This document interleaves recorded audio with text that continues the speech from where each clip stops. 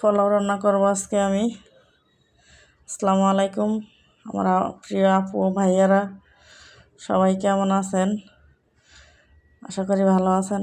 আলহামদুলিল্লাহ আমি আপনাদের দোয়ায় ভালো আছি। যে আমি প্রথমে পেঁয়াজগুলো বেজে বেরেস্তা করে একটু বাটিতে নিয়ে নিয়েছিলাম। এখন আমি চালগুলো ভালো করে বেজে নিয়েছি।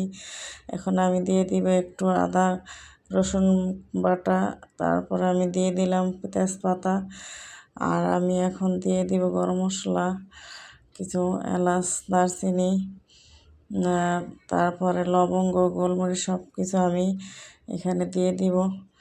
দিয়ে আমি ভালো করে চালটা ভেজে নিব। এই যে দিয়ে দিলাম কিছুটা লবণ। আমি অনেক সময় পানিতেও দেই লবণ, আবার সময় চালের সাথে দেই। আজকে আমি চালের সাথেই দিলাম। দেখেন আমার পোলাওটা কেমন হয়েছে। ভেজে নিচ্ছি চালগুলো আমি আগে ধুয়ে রেখেছিলাম চালগুলো। ভালো করে ভেজে আমি একটু দিয়ে দিলাম গুঁড়ো দুধ। আমি পানি দিয়ে পেস্ট করে দিয়ে দিলাম একটু গুঁড়ো দুধ। আর আমি এগুলো গুঁড়ো দুধ দিয়ে ভালো করে মিশিয়ে আমি গরম পানি করে রেখেছিলাম। আমি দিয়ে দিব এখানে এই গরম পানি। আর চাল যদি আপনার নতুন হয় তাহলে যতটুকু চাল সমপরিমাণ পানি বা একটু কম দিবেন। আর যদি পুরনো চাল হয় তাহলে গরম পানি হলে পরিমাণে যতটুকু লাগে তার চেয়ে একটু বেশি দিবেন। আর এই যে এখানে আমি দিয়ে দিলাম কাঁচামরিচ, কিছু কাঁচামরিচ দিয়ে ঢেকে দিয়েছি।